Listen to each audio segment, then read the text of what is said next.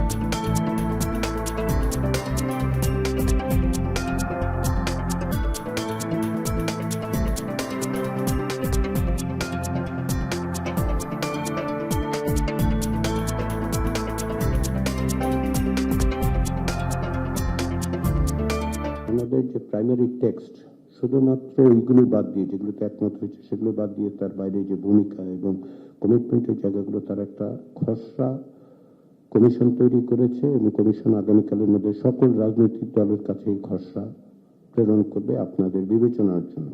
আমরা যে কোনো ভাবেই হোক এই প্রক্রিয়াটা 31শে জুলাইয়ের মধ্যে আমাদের সমাপ্ত করতে হবে, এর অন্যথা হওয়ার কোনো সুযোগ নেই।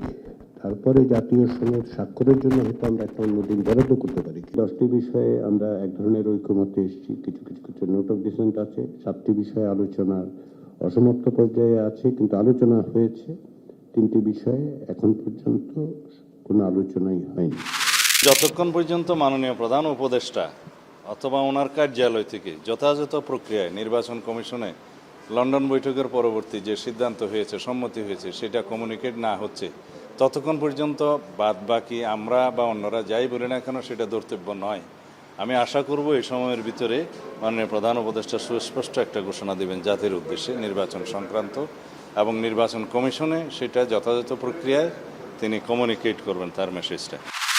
আমি বাবর ভাইকে সম্মান করি, তারা নির্যাতিত নেতা, কিন্তু আপনার ওই কাজ আমি সমর্থন করি না।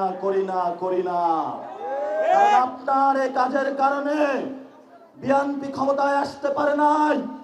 হাসিনার মতন একজন খুনি ফ্যাসিস্ট ক্ষমতায় এসেছিল। আমরা একটি জনকল্যাণমুখ রাষ্ট্র তৈরি করতে চাই, যেখানে মানুষের শিক্ষা, স্বাস্থ্য এবং কর্মসংস্থানের অধিকার নিশ্চিত হবে। নেত্রকোনা মানুষের যে বন্যা দুর্যোগের বেহাল দশা রয়েছে, সেখান থেকে একটা টেকসই সুব্যবস্থা জাতীয় নাগরিক পার্টি করার জন্য, নেত্রকোনাবাসীর সেই টেকসই ব্যবস্থা করার জন্য কথা বলবে।